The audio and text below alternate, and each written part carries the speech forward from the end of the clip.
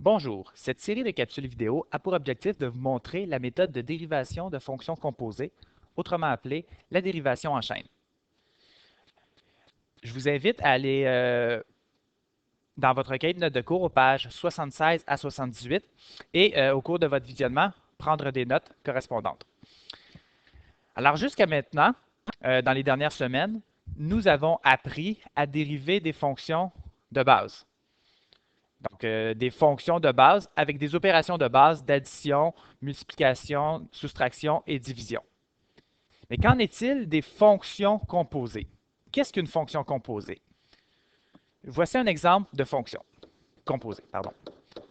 F de x égale sin de x carré. Au cours des dernières semaines, vous avez appris que la dérivée de sin de x était cos de x. Est-ce que la dérivée de sin de x2 serait tout simplement cos de x2? Malheureusement, ce n'est pas le cas. Donc, on apprendra comment dériver cette fonction, qui est une fonction composée. Je vous donne d'autres exemples de fonctions composées. G de x ici, qui est égal à e à la 4x plus 7. Donc, dans une fonction composée, ce qui est important de comprendre, je reviens à sinus de x carré, c'est qu'on a une grande fonction, la fonction sinus, et une petite fonction, la fonction x carré. Donc, on a la petite fonction x carré qui est à l'intérieur de la fonction sinus de x.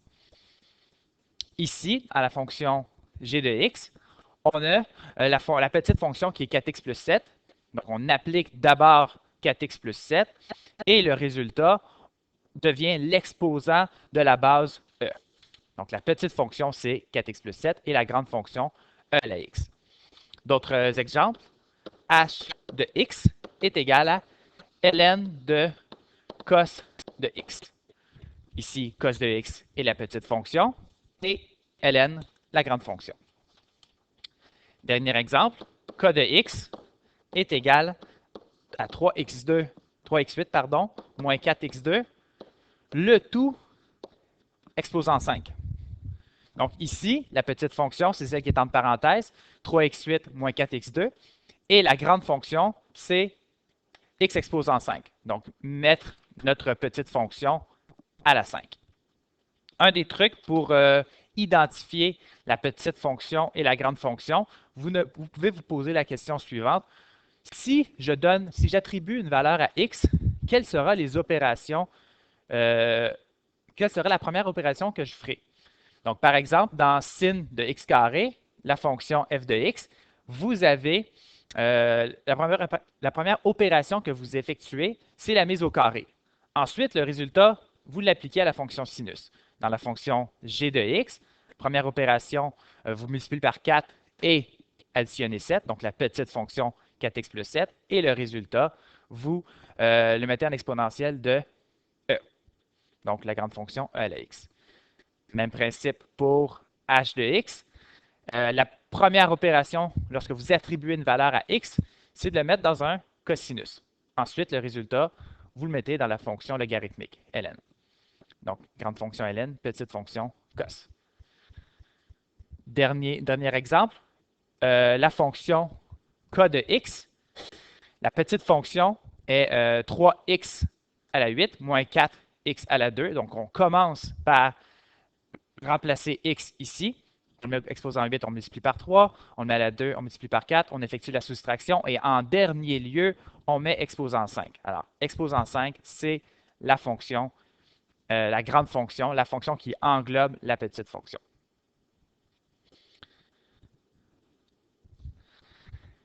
Alors, voici un exemple. Vous avez la fonction x à la 3, f de x égale x à la 3, et g de x égale 2x4 moins 7x. On va d'abord, avant même de tenter de dériver cette fonction-là, créer la fonction composée f rond g de x.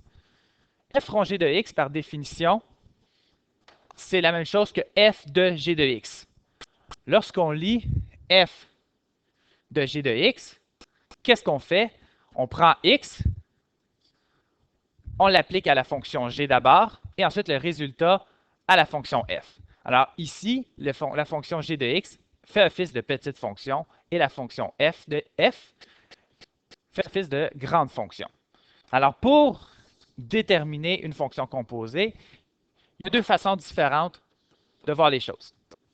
On peut d'abord écrire que f rongé de x est f de g de x et commencer par remplacer la fonction g de x par sa règle de correspondance. Alors ainsi, je réécris f et j'ouvre une grande paire de parenthèses et plutôt qu'écrire g de x, j'écris la règle de correspondance de g de x, autrement dit son équation, 2x4 moins 7x. Ensuite, on applique la règle de f, non plus à x, mais à 2x4 moins 7x. Que fait la fonction f? La fonction f, elle élève au cube. Alors, plutôt qu'élever x au cube, on va élever 2x4 moins 7x au cube. Alors ça, c'est une façon de définir la fonction f rongée de x ou f de g de x. L'autre façon de définir la fonction composée est la suivante. Donc, encore une fois, on tente de déterminer f de g de x, mais on va plutôt se concentrer sur la grande fonction. Donc, je vous rappelle, la grande fonction f de x, c'est x à la 3. Mais là, je dois trouver la règle de f, non pas de x, mais de g de x. Alors, le résultat sera g de x, le tout, à la 3. Donc, on commence par se concentrer sur la grande fonction. Et ensuite, alors là, dans cette manière de voir les choses, là, on va remplacer g de x par 2x4 moins 7x. Et on obtiendra le même résultat que dans le cas précédent. Donc, c'est la même chose, c'est juste deux façons différentes de le concevoir.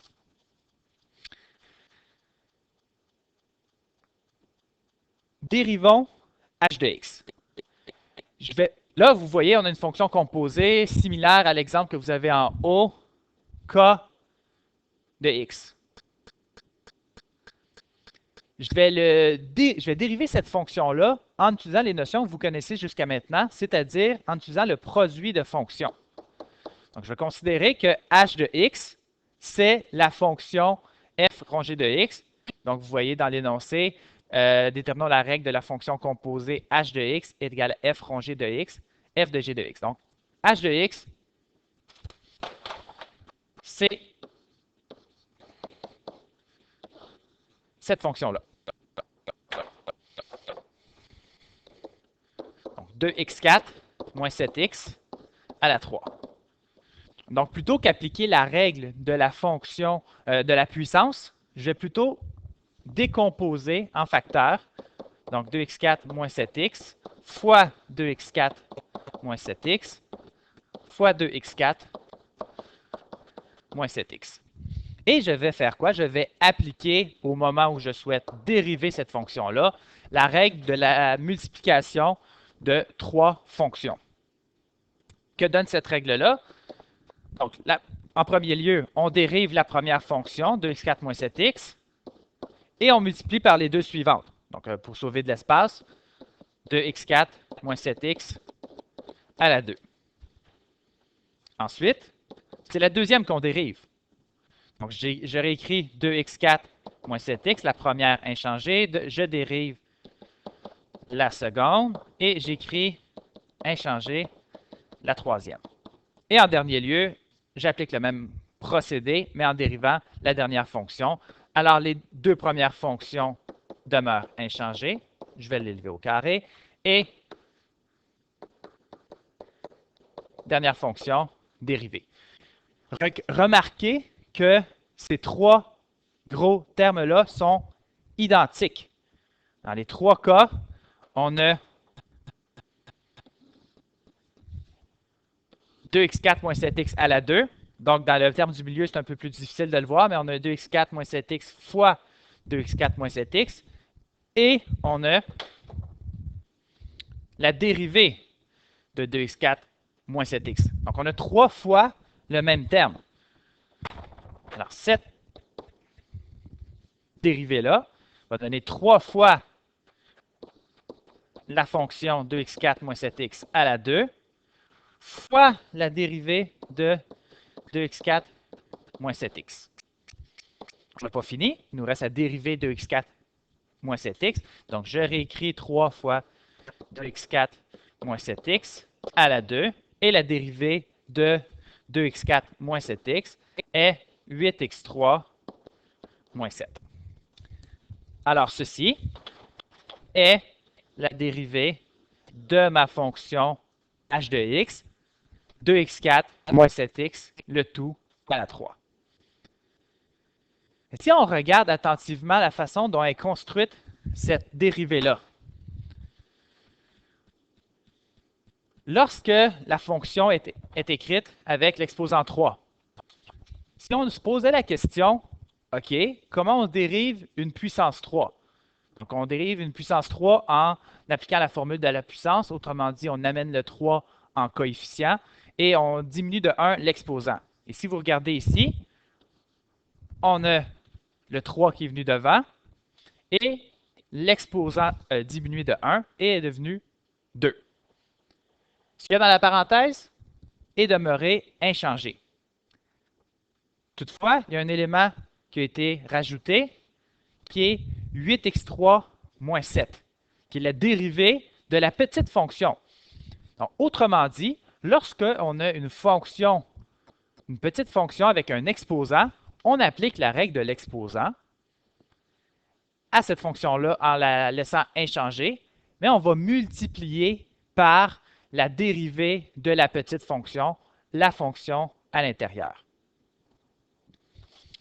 Donc, ça nous amène à la règle de la puissance d'une fonction. Alors, autrement dit, si on a une fonction h de x qui est égale à g de x exposant r, la dérivée de h de x va être égale à r fois la fonction g de x exposant r moins 1. Donc, ça ressemble beaucoup à la formule 3 vue en classe. Et on va multiplier par la dérivée de la petite fonction. Alors, je vais avec un exemple. Vous voyez la fonction ici, f de x, qui est x plus sinus de x exposant 9. Alors, si on veut dériver cette fonction-là, on va devoir d'abord considérer la grande fonction qui est exposant 9 et la petite fonction qui est x plus sinus de x. Alors, en premier lieu, on applique le théorème précédent. Donc, on a x plus sinus de x à la 9. La dérivée donne 9 fois cette même fonction, x plus sinus de x, exposant 8. Donc, on diminue de 1 l'exposant. Toutefois, on le voit ici, on n'oublie pas de dériver la petite fonction. Donc, on multiplie par x plus sin de x prime. Alors, je réécris 9 fois x plus sinus de x, exposant 8, et il me reste la dérivée x plus sinus de x. La dérivée de x donne 1, et la dérivée de sinus de x donne cos de x. Et voilà, c'est la dérivée de x plus sinus de x à la 9 est 9 fois x plus sinus de x à la 8, multiplié par 1 plus cos de x.